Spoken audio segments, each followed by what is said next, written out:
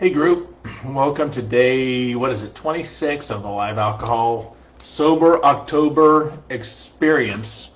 Glad you're here. I was thinking this is before I gotta get into the meat of things, but hope everyone's doing well. I know this is this is Halloween week, and I always kind of look at Halloween and sobriety as one and the same because Halloween is it's an event associated with fear. And I remember when I started this journey of trying to find how I could survive or live a life free of alcohol, the fear that I had of what life could be without alcohol was unbelievable. So I think Halloween kind of hits home with me. The other thing that I always kind of associate with Halloween is the haunted house, and we encourage people that are going through this journey to join us. Let me just throw this in here. Hello, everyone. I got to get the chat started so we can see, but we encourage people to do this with the group, and we talk about connection and the need to do this with others, the importance of it. I think we can do it alone, but I look at it as kind of this journey is a lot like a haunted house. And if you look at a haunted house, not a lot of people go through it alone. And I started wondering why that was the case, and I realized by yourself, a haunted house is probably dull. It's not as much fun. It probably is a little more scary. And I think a haunted house is enjoyable when we can go through with someone, counting on them, relying on them, holding on to them, pushing them forward, knowing that they're facing the same fears that we are, holding on to each other, laughing at each other, cheering each other on as we get through a scary time, picking each other up when the fear gets too much, and pull one through one room to get to the other. And it's kind of interesting because I think that this journey is kind of the same way. It's a scary road to go through alone, but when we have someone that's going through it that we can rely on, it makes it a lot more doable, more fun, and just a little more easier. So I encourage, if you haven't found a group through the Danny Grace's The Live Alcohol Experiment, there are plenty of chat rooms that you can get into. There are people within your communities, your neighborhoods, your towns, whatever, that are going through this same journey and are looking for people just like us to go through. So I encourage you to find those groups. Reach out to all of us. This is something that I don't think the magic really worked until I was working with someone else. I found that we face our fears, and we talk about dealing with our beliefs. And I had a tough time seeing them when they were in here or in here. It was when I either wrote them down on paper that I got them out of here and put them down that I could actually look at them, or when I told them or talked to someone that was going through this journey or that had gone through this journey. But when I actually verbalized my feelings and my beliefs and said them out loud to someone, 2 people heard it, one of which was me. I have a tough time hearing and seeing the words and my thoughts when they're inside. So I think getting with someone and either putting them down on paper so we can objectively see the facts that we're going to analyze, or to hear the facts, is how this is done. I wanted to talk if you're following along at home in the Live Alcohol Experiment, day 26 talks about liberation versus fixation. And liberation is the point that I'm so happy to say that I've reached, but it's the point where we can take it or leave it when it comes to alcohol. It gives liberation is my ability to choose whether or not I drink. so many people think the alcohol experiment and this whole process is about a doom and gloom, that this is when it stops, it's over, life comes to an end as we know it, and we're taking away alcohol. That's a scary thought for a lot of people, including myself. The way I want to view this, if you take something away from me or try to take something away, I will fight for it. I will try to hold on to it. I will protect it. I will lie about it, whatever I have to do to hold on to it. And that's what I did with the thought of losing alcohol. This approach is not to take that away from anyone. We are not taking the drinking away. What we are doing with this whole process that we've been doing for the last 26 days is looking at our beliefs, examining. It gives us the choice, the ability to examine what we believe to be true about alcohol and what alcohol has told us is true about it, and lay it out and actually examine it and examine our beliefs. And I like to say in a court of law to determine if they are actually true. And if they are true, great, then they case dismissed. But if they are proven to be false, looking at what the new truth is about something, and all we are doing is asking to be willing to look at a truth and understand it. And a new truth, if it's accepted, will take care of itself. Well, back to, I'll get to a story here, but back to the liberation versus fixation. Liberation, which is the goal, is to give us the ability to take or leave. It's not a matter of having the willpower to say no. It's not being strong enough to turn my head and not look at the beer as I walk down the aisle, or to be able to use the willpower to say no when someone offers me a beer. Willpower for me is too much work. I prefer the lazy route, and I want to take away. I don't want to have to work at this. And the key of liberation for me was when I lost the desire for it, when alcohol became something, like I said, that I can take or leave. It's a choice that I have. If I want it, great. If I don't want it, great. But it's no longer something that I was fixated on, and that's what fixation is. Fixation is the cravings that have a hold of us. It's the nonstop chatter, the debate, the fight in our head. Fixation is trying to use willpower to not think about something when that's all that's in our head. I challenge people that we hear a lot that I only drink after 6 o'clock, or I only, the evening is the only time that alcohol affects my life. For me, this stopwatch was the key, because I challenge you, anytime that you think during the day, during the morning, during the waking hours, anytime that you actually have alcohol on your mind, I want you to start this thing and start the clock. The point of that demonstration is that even when I found that even when I wasn't under the influence of alcohol, I was under alcohol's influence, or the influence of alcohol, however you want to put it. Even when I wasn't drinking during the day, I was thinking about when I was going to get my next drink.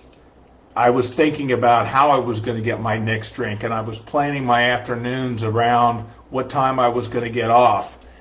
I was thinking about how I was going to dispose of last night's drinking alcohol. I was thinking about how I was going to lie about last night's alcohol. I was regretting last night's alcohol. I was scheming about how I was going to sneak it tonight. I was making changes. I was wondering how I was going to pay for it, how I was going to get it into the house, what my plan was to be able to moderate for it, where we were going. Is there going to be alcohol there, or am I going to have to bring it along with me? I was fixated with alcohol. I was under its influence and control even when I wasn't drinking. to say that alcohol was only a part of my life after 6 o'clock when that first beer hit.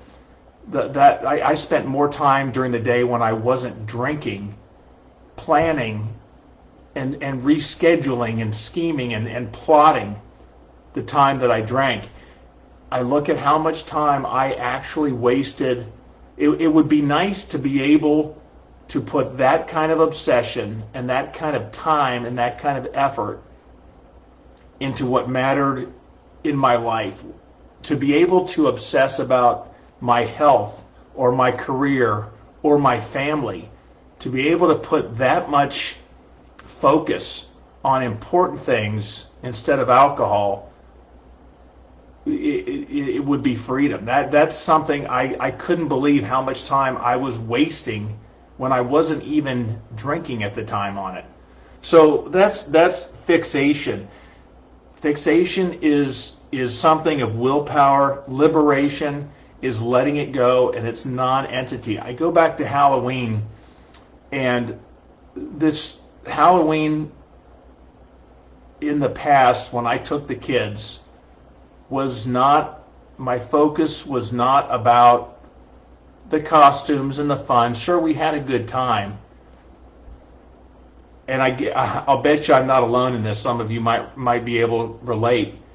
But I focused on how I was, where the route was going to be, where I was going to take the kids trick-or-treating, and it wasn't because of which friends wanted to see their cute costumes. It was the houses that were going to give me alcohol. My kid was probably, my youngest was too big for the stroller, but I still pushed it anyways because he might need it. Well, it also served as a rolling cooler for me. My whole evening was obsessed about the drinking, and there sure as hell better have been alcohol waiting for me when I got back home and waiting for me before we started. That was more important than the fun of I was fixated on alcohol. That was the priority. All through the day, the planning and all through the evening was about alcohol. I was fixated on alcohol. Even when I had a drink in my hand, I was already worried about where my next one was going to come from. This coming Monday, I'm going to go over to my daughter's where the kids will be trick-or-treating, and I am so excited. I'm fixated on seeing those little boys in their costumes. I'm fixated on sitting around in the driveway with a fire in the fire pit and seeing my kids and the faces.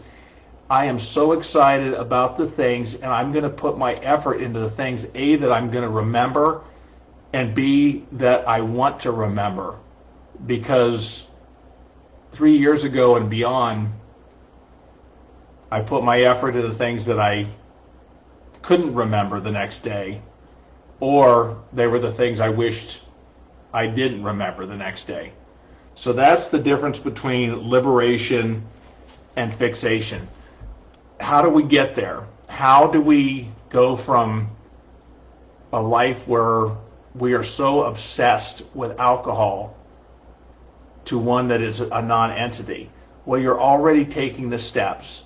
And one, I want you to realize this is not a magic pill. This is not something that is done overnight.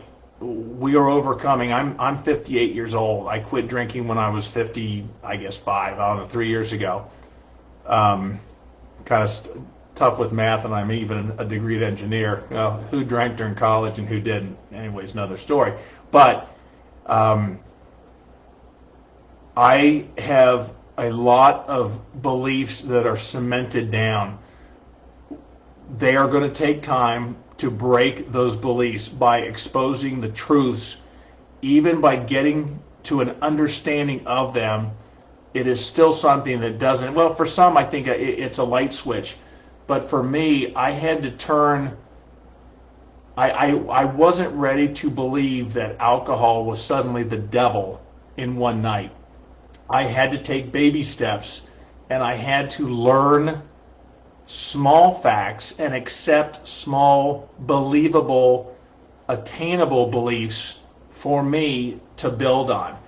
I had to take baby steps, but with every step, I got further and further to the main goal for me, which was to expose and accept the truth, which I knew was true, but I had to learn to believe it, that alcohol did not serve me like it told me it would.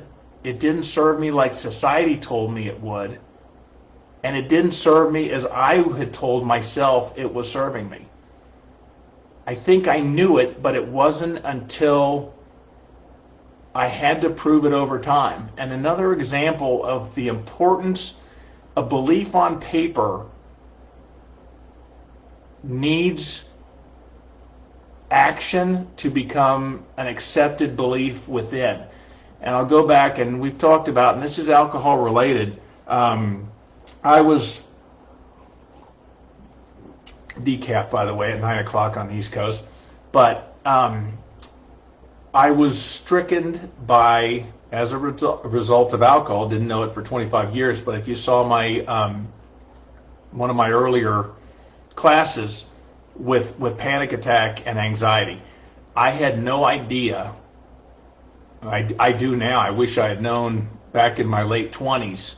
Would have saved me a lot and would have changed a lot of things, but I had no idea the thing that I was using to medicate and relieve the anxiety was actually the thing that was causing it.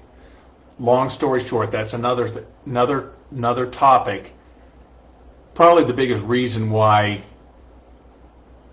the biggest bonus for me or reward for becoming liberated from alcohol was anxiety relief. But that's another, but a result of the anxiety, I could not drive across bridges for a long time without just gripping the steering wheel.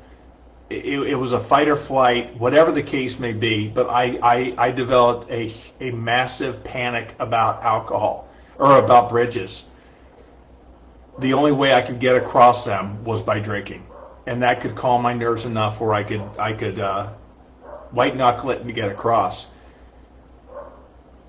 I learned when I became free, alcohol free, I realized on paper, I looked at the facts, I believed anxiety was causing it because I was still I was getting relief from the anxiety. So I was starting to realize that my anxiety was alcohol fueled.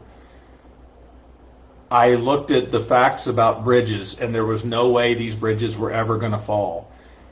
I could look at the beliefs or the facts on paper and accept them, but it wasn't until I armed myself with enough information, I had to live the belief. And for me, that was driving across the bridge before I would start to cement that and accept that belief truly in my subconscious. I had to go across it one time, get to the other side, probably shaking and panting, but celebrating and high-fiving myself because I did it. And that made the return trip easier, a little easier, and the next trip a little easier, to the point that today I don't even realize I've driven across bridges until I think about it, or that comes up in a topic like this. It's become a non-entity for me. I've lost my fixation on it, and now it's a subconscious belief that I can get across those things without even thinking about them. That's a lot what we have to do with our beliefs about alcohol. To believe that I can take the kids trick-or-treating without needing alcohol is something that I can look at all the things that alcohol, the negatives and all the truths about it. But it really, the liberation comes when we put those beliefs into action and cement them. That's when we start to change, oh God, I can't think of the word here, but the patterns, the deep-seated roots, the neuro whatever, the big words that this big boy can't remember, neural pathways, whatever, something like that. But that's when we create new, ingrained, accepted truths for us. So just like trick-or-treating or going a social event without alcohol, I had to do it, even though I knew I could, and I realized, wow, alcohol actually doesn't relax me. Alcohol really doesn't do the things I want. Alcohol really does even though I learned those things, and I realized it was true, it wasn't until I went and did those things and got to the other side and said, wow, I made it. I did do it. I did have fun. I did socialize. I had some laughs tonight. I slept. I didn't wake up sweating.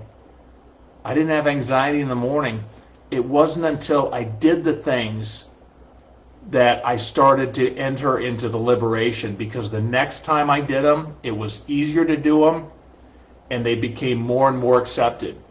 And that's where the new, I guess, routines, patterns, and new beliefs get cemented. So I challenge you to keep going with your beliefs. If you find that you're still fixated, if you're still on the clock, even when you're not supposed to be on the clock with alcohol, keep working, because it's not an overnight situation. But the goal, I want you to realize, the goal in all of this is not to be strong enough to go trick-or-treating with the kids without drinking. Congratulations if you do. That's a great start, and that's how we build it. The goal, and where you will get, I promise you, it's physically how things work with our bodies. If we expose the truth about what alcohol is, expose and understand the new beliefs that we have based on facts, not what we want, not what we're hoping, but look at the facts of what alcohol is. When we start to put those in to action, they become our new norms, and that's when they take over for us. For me, again, this coming Halloween is not, I am not going to not drink because I have the willpower. My body is taking care of it for me, and I don't even have to make the choice anymore. That evening, my focus on what is going to be up here and what I'm going to be thinking about and obsessing about is my kids, my grandkids, the evening, the fun, the candy, the teasing, the laughs, the costumes, the moments. That's going to be my fixation. It's the liberation from alcohol, and you can get there, I promise. So if that's all I got, hey Shelly, glad to hear. Again, Kathleen, good to see you here. You're on day 26. This isn't an overnight, but I want you to recognize whatever steps you've made. Look at your progression, because this is a progression. This is a small step. There was one other point with taking your time with this and giving yourself a break on it. I was working with a client, and this is a while ago, but he had, I think I mentioned this, but he had lost his family, his marriage, his job because of alcohol, because it controlled him, and alcohol, the control over him, he made decisions based on his believed need for alcohol that cost him all these things. On his first week of trying to take back his life, he wanted his marriage back, he wanted his health back, he wanted his job back, he wanted his family back. He didn't get it in the first week. He did not become liberated from alcohol the first week. He did not get his marriage back. He didn't get these things that he wanted. And he quit. And he's still working on it. He's not giving up. But he took too big of a step. And if it's too big, if our goals are too big and we can't accomplish them, the frustration sits in, and that's the tendency to quit. Take your time, because smaller steps We will get there, but smaller steps equal more concrete base, more rigidity, more solidness in our beliefs. Take small steps, let them accept into your subconscious belief, enact them, and put them into motion and cement them in, and then we add and we'll grow. This is a journey. I hope you're getting you're seeing the liberation start to appear and the fixation starting to not. Work with us, ask questions. If there's an area that you're struggling with, we can look at a belief that's holding you up. Maybe if you're struggling and saying, I can't go to social situations without going crazy with needing and wanting alcohol, that's great. Let's target those situations and look at what our beliefs are, what the beliefs are, and what challenges we can do, and what possible truths we can expose, and let's dig into those. But again, they've got to come out of here. They got to come out of here, and they got to be out front so we can see them, so you can see them, and objectively work with them on facts. If you talk about them, you'll hear them as much as the other person. I find when I talk to people, someone asks me a question, when I start to answer it, I almost catch myself kind of interested to listen to hear what I say, even though I'm the one talking. Because a lot of times what comes out are thoughts that I didn't realize were even inside of us. So talk, journal, get it out, celebrate the wins. You're doing great. Every day that we grow in this thing is a step forward, and we will get there. So if you have any other questions, please reach out. Otherwise, have a great, safe Halloween. I know I will. So we'll talk soon, everyone. Take care. See ya.